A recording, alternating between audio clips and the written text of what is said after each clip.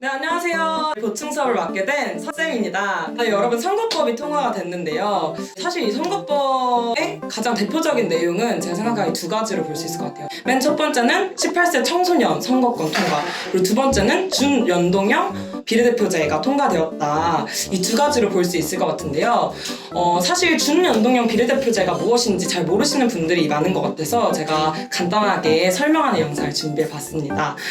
일단 기본적으로 국회의원 선거 투표는 어떻게 하느냐, 여러분들 투표해보신 분들은 알겠지만 저희가 선거를 할 때는 두 가지 용지를 받습니다. 첫 번째는 자기 지역구 국회의원을 투표하는 용지, 그리고 두 번째는 내가 지지하는 정당을 투표하는 용지, 이렇게 두 개를 받는데요. 국회의원 배석을 할 때 보면 지역구를 중심으로 지역구 국회의원을 먼저 배정을 한 다음에 나머지를 정당 지지 비율에 따라서 잘라서 정당에게 배분을 해주거든요. 그래서 20대 총선에 보면은 총 253석이 지역구 국회의원한테 들어가고 나머지 47석을 정당 지지 비율에 따라서 배분을 했습니다. 그런데 이렇게 되는 경우에는 민의가 제대로 반영이 되지 않고 사표가 발생한다는 문제가 생겨요. 첫 번째로 사표 발생이 뭐냐, 지역구 국회의원을 뽑는데 굉장히 접전진 거예요. 거대 정당 후보들이 굉장히 접전을 펼치면서 1번은 33%의 지지율을 받고 2번은 30%의 지지율을 받았다면은 30% 지지율을 받은 후보도 굉장히 많은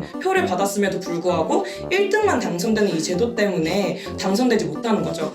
그렇기 때문에 이러한 사표가 많이 발생한다는 문제가 존재하고, 두 번째로는 민심이 제대로 반영되지 않는다. 정당을 보고 지역구 투표를 하는 경우도 많은데 사실상 정당 투표는 지역구 투표를 다 하고 남은 47석만 쪼개서 가져가는 거기 때문에 정당에 따른 어떤 정책에 대한 민심 반영률이 굉장히 적은 거죠. 그래서 등장한 게 바로 연동형 비례대표제라는 개념입니다.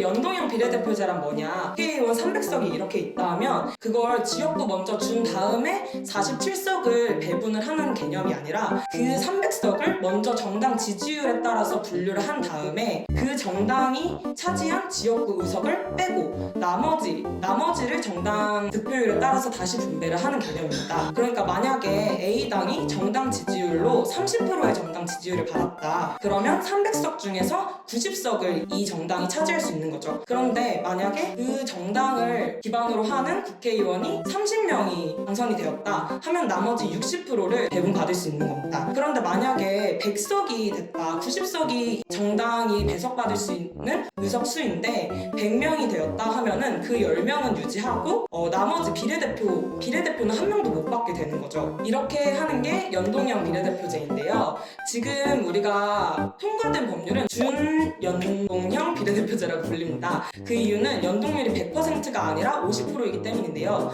그런데 이번 선거법이 통과되면서 한 가지가 더 생겼어요. 연동형 비례대표제 의석수를 30석에만 제한한다는 건데요. 그러니까 비례대표로 할 수 있는 의석을 47석 중에서도 30석까지만으로 제한을 하는 거죠.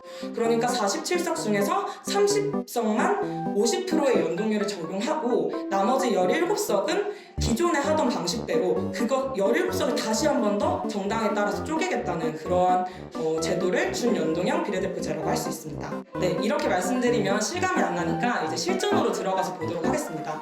20대 정당 투표 지지율을 근거, 그리고 국회의원 선거를 근거로 해서 과연 이 정당 지지율과 이 국회의원 선거를 기준으로 했을 때 여기에다가 준연동형 비례대표제, 이번에 개정된 선거법을 적용하면 선거의 판수가 어떻게 변하는지 이걸 제가 좀 공부를 해봤는데요. 새누리당 같은 경우에 정당 지지율이 35%에 달했거든요.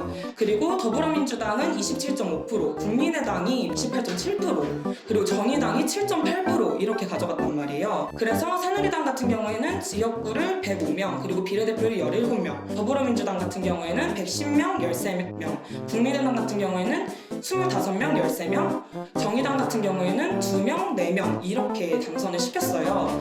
그런데 이거를 개정된 선거법제도로 가져오게 되면 지역구 의원은 그대로 가져가겠죠? 왜냐면 그 사람들이 당선됐는데 이 사람을 떨어뜨릴 수는 없으니까. 그래서 그대로 당선돼서 새누리당과 더불어민주당 같은 경우에는 105석, 110석을 그대로 가져갑니다. 그런데 정당 지지율에 따라서 배분했을 경우에는 새누리당이 104석을 가져가야 되고 더불어민주당이 79석을 가져가야 돼요. 근데 이것보다 초과한 의원 수를 지역구 의원 수에서 가져갔기 때문에 비례대표에서 받을 수 있는 건 0석이 되겠죠. 그런데 국민의당과 정의당을 보면 지역구 의원 25명, 2명을 그대로 가져가는 원래 83명을 가져갈 수 있고 정의당이 23석을 가져갈 수 있어요. 준연동이니까 여기서 절반을 쳐서 국민의당은 29석을, 정의당은 10석을 준연동형 비례대표제로 가져갈 수 있는 거예요. 그런데 지금 국민의당과 정의당이 준연동형 비례대표제를 더하면 30석이 넘어요. 이럴 때는 백분율로 계산해서 나눠서 가져가게 돼요. 계산해보면 국민의당은 22석을, 정의당은 8석을 준연동형 비례대표제 의석으로 가져갈 수 있어요.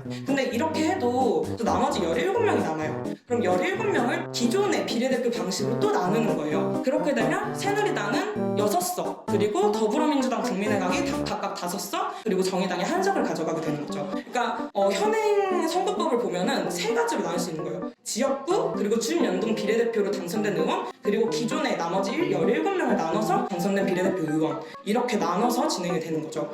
사실 준연동형 비례대표제가 많이 후퇴한 법안이라고 볼 수 있어요. 왜냐하면 연동을 하면서도 그 연동률을 50%로 낮추고 그리고 47석 중에서도 30석에만 이걸 적용하기 때문에 굉장히 많은 한계가 있지만 또 생각을 해보면 조금 더 민의를 반영할 수 있는 국회의원 선거 제도로 한 발짝 더 나아갔다는 데에서는 의의가 있습니다. 그런데 이러한 의지를 역행하고 민주주의를 역행하고 있는 당이 있습니다. 바로 자유한국당이죠. 자유한국당이 위성정당을 만들어서 이런 비례대표 의석을 조금이라도 더 가져가려는 그런 꼼수를 부리고 있는데요. 조금 더 설명을 해드리면 자유한국당이 받아야 되는 의석을 정당 지지율로 했을 때 90석이라고 한다면 자유한국당은 거대 정당이기 때문에 지역구 선거에서 100석을 가져갈 수도 있겠죠. 그렇게 될 경우에는 비례대표를 한 석도 못 얻게 되잖아요. 그렇기 때문에 위성정당을 만들어서 자유한국당이 비례대표를 못 얻게 되는 걸 방지해서 정당 투표에서 그곳으로 표를 몰아서 비례대표로도 당선돼서 국회의원 수를 차지할 수 있도록 하는 꼼수인 거죠. 자유한국당이 그런 꼼수를 부리면서